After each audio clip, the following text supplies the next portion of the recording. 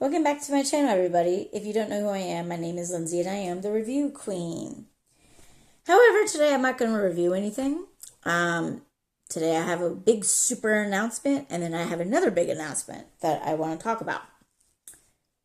I'm trying to figure out which one to say first. I think I'll say what's in the title. I'm a married woman now. Now, you're probably thinking to yourself a few things. First of all, you're probably thinking to yourself, she's had that ring on her the whole bloody time I've known her. Whether it's you started following me a few days ago or a few years ago, or you've been following me since I published my novel in 2014, or you're one of my relatives or family and relatives are the same thing, or one of my friends. Yeah, I've been wearing this the whole entire time I've been with my husband. And I've been with my husband since 2003.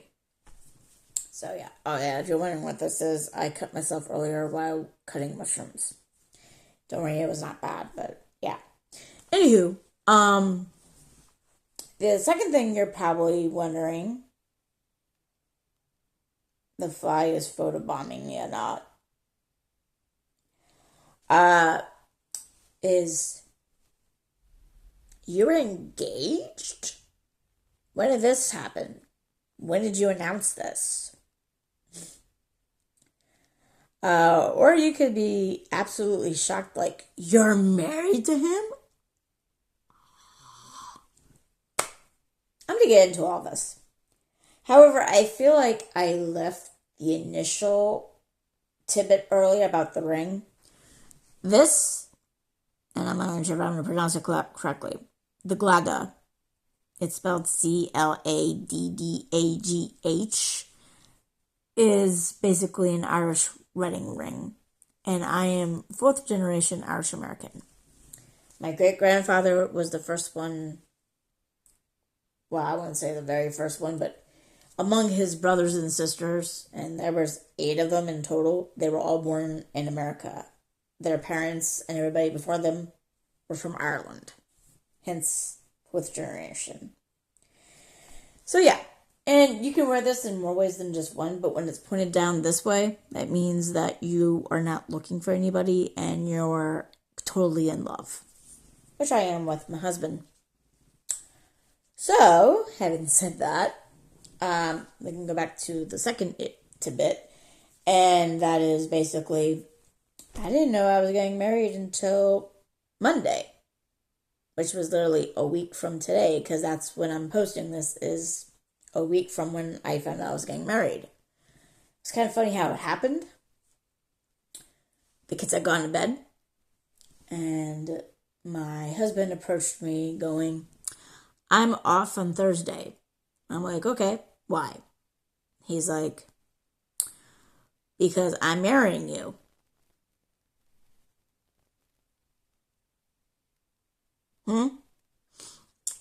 And just by the expression on my face, he could tell I couldn't decipher if he was joking or being serious, because the part of my brain where you can decipher when something is a joke or something being said in seriousness doesn't work properly because of my disorder. And brief deflection. By the way, you remember how I said in my Truth and Drink video back in March that I had been diagnosed with something initially in 2021, and then last year it was changed to being level 1 autistic spectrum disorder? Remember that part? Just this past May, nearly a year after that, I have been reclassified as the initial diagnosis. And yes, that diagnosis also has the same issue that autism has, where you can't decipher between when someone's being serious or joking.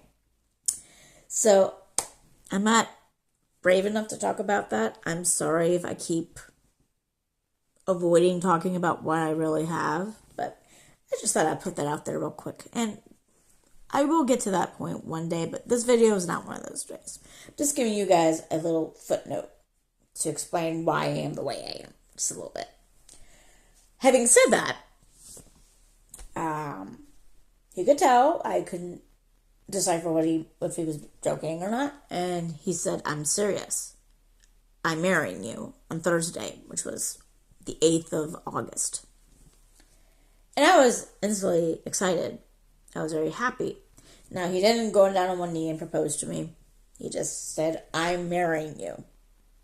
And I found out that he had planned this 2 months in advance because he told the head of the HR department or someone from the HR department at his job that I'm taking today off, this day, to marry my longtime girlfriend.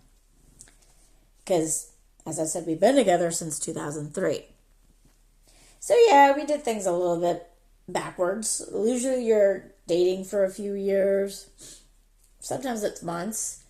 And then you get married, you live together, then you have children. We dated, and we're basically in a long-distance relationship for 3.5 years.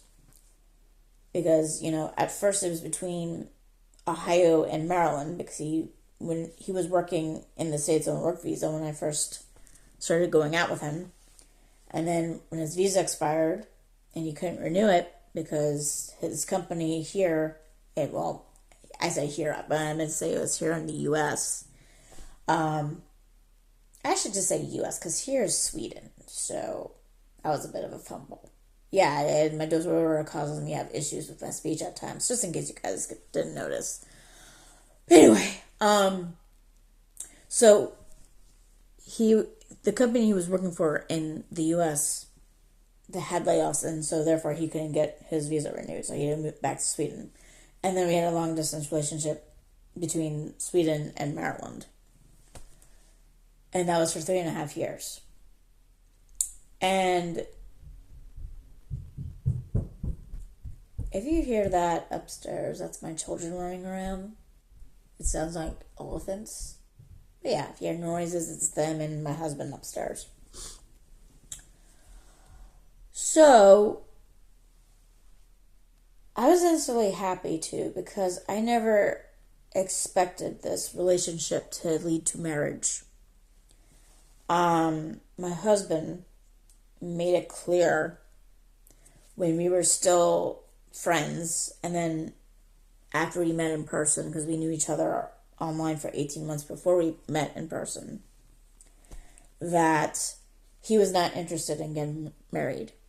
And it's for personal reasons that I don't want to divulge into, because it's his reasoning and not mine. And since he's not a public figure like I am, I feel like I need to respect his privacy. So his reasons are private and I don't want to say them. But I knew it wasn't going to lead to marriage. And here's the thing about me. It wasn't exactly a goal for me to get married. I mean, I thought about it and I would be game to get married to anybody I was dating. But it wasn't like, I must get married. Because I felt more like that towards having kids than getting married. I wanted to have kids really badly. And as long as he wanted that, I was fine with us. And so, okay. So, we're in a long-distance relationship for 3.5 years. At the end of my visit to Sweden in 2005, he asked me to move in with him, and I said yes without hesitating. And then on June 6th, 2006, or 666, I moved to Sweden. And we lived together. And then a week before our 10-year anniversary, our son is born. And then a year later, or 18 months later, I should say, our daughter was born. And, we dated, we lived together, we had kids. So, I didn't really feel like marriage was important at that point, And then, as he gets older, he's like, I want to protect I want her to be protected if something happens to me. Because he is like in his early 50s. And I'm in my early 40s. And, so, he knows that as he gets older, he wants me to not be destituted. He wants me to be able to have things be protected just in case something happens to him. And so, on August 8th, we got married. We didn't get any video or pictures of the wedding because I don't know if you guys know this. Hello, Fly. I see you're photobombing this. Behave. Oh.